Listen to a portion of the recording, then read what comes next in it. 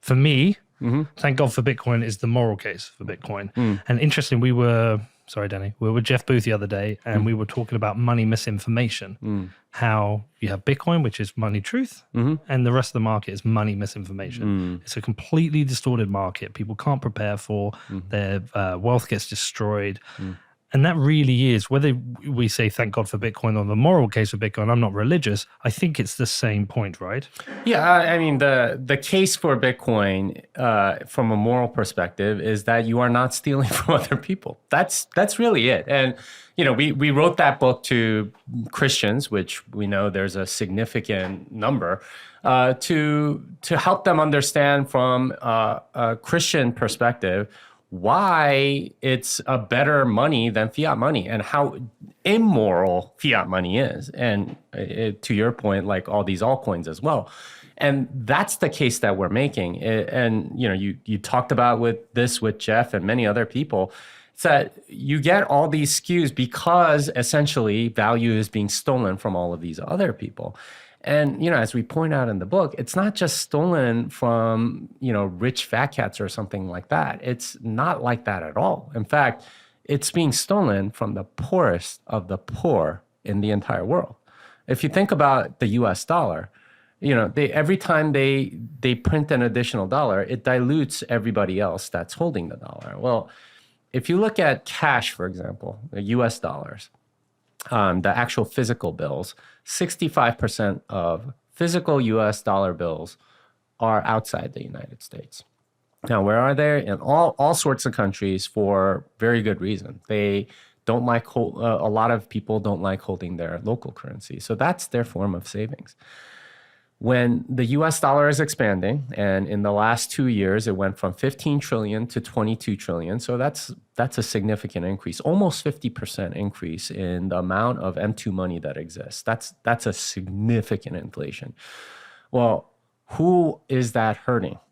Your PPP loans, your STIMI checks, where's that coming from? It's coming on the backs of all those people that are outside the United States that are getting their dollars diluted. And, you know, I've talked to Yeonmi Park about this.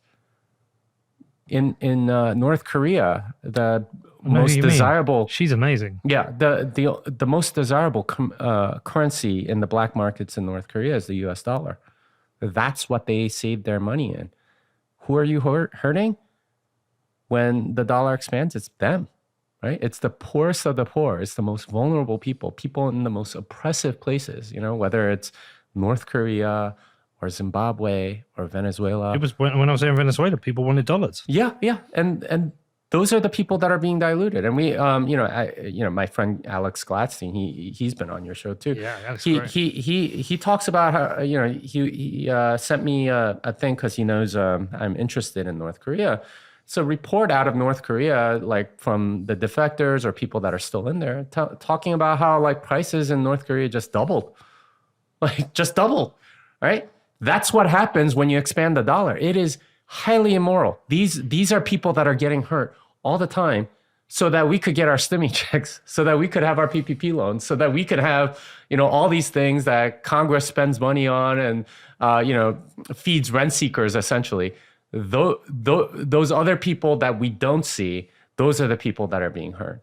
And that's the case that we're making in that book. And it's not that I agree with this, but why does the US government owe a responsibility for people who choose to hold the dollar in another country? Is it because they've created the dollar global standard as a reserve currency? Is that why? Yeah, and they more or less imposed it on the world as part of Bretton Woods, right? Post-World War II, or like towards the end of it, it was a bunch of bureaucrats from a lot of countries that decided, all right, we need a new monetary world order. Those are the exact words that they used. In a hotel in New Hampshire called Bretton Woods, and they decided this is how it's going to be for the rest of the world. And because the US was the most dominant power with most of the gold, they were able to impose it on the rest of the world. So it is in a very real sense a monetary imperialism that's been cast over the entire world. And that's why, yeah, the US is responsible because they imposed it. And, you know, previous reserve currencies had a similar sort of like dynamic, including your home country with the British pound before that.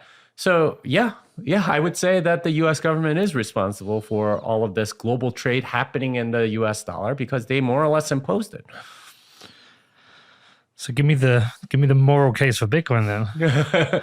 Well, the moral case for Bitcoin is that you don't have this cesspool of theft, corruption, and cronyism that you do with the U.S. dollar, right? The fiat money is just straight up evil. It is an institution of corruption, of theft, of extracting value from people that could least afford it. Mm-hmm. And Bitcoin is one that's way fairer, right? And that's the case that we make. And we don't even mention Bitcoin until like the last two chapters. It's, okay, here's all the things that are wrong with fiat money. All of these things are the result of fiat money, including, high time preference behavior, the politicization of absolutely everything. When you have a money printer available, everyone wants access to that money printer. And it is all about, hey, I want, they will fight tooth and nail for that money printer. So everything becomes politicized. All of these societal ills are a result of fiat money. And then we bring in Bitcoin and say, okay, here is why Bitcoin is very different. There is no center. There is no central controller. That means that you have certainty around the amount of Bitcoin that you have. It's not going to get stolen from you. It is unseizable money and it's undilutable money. And that means that you have actual control of it. And that gives it much better qualities from a moral perspective. Because if a money is hard to steal, then that's just better money. Dollar is very easy to steal, not like physically from your pocket or something like that, although there is that too. But from diluting it, you are actually stealing value from people, even if you're not taking the dollars out of their pocket. With Bitcoin, you can't do that. And that makes it a more moral money, or a system that makes it very, very difficult to be immoral in.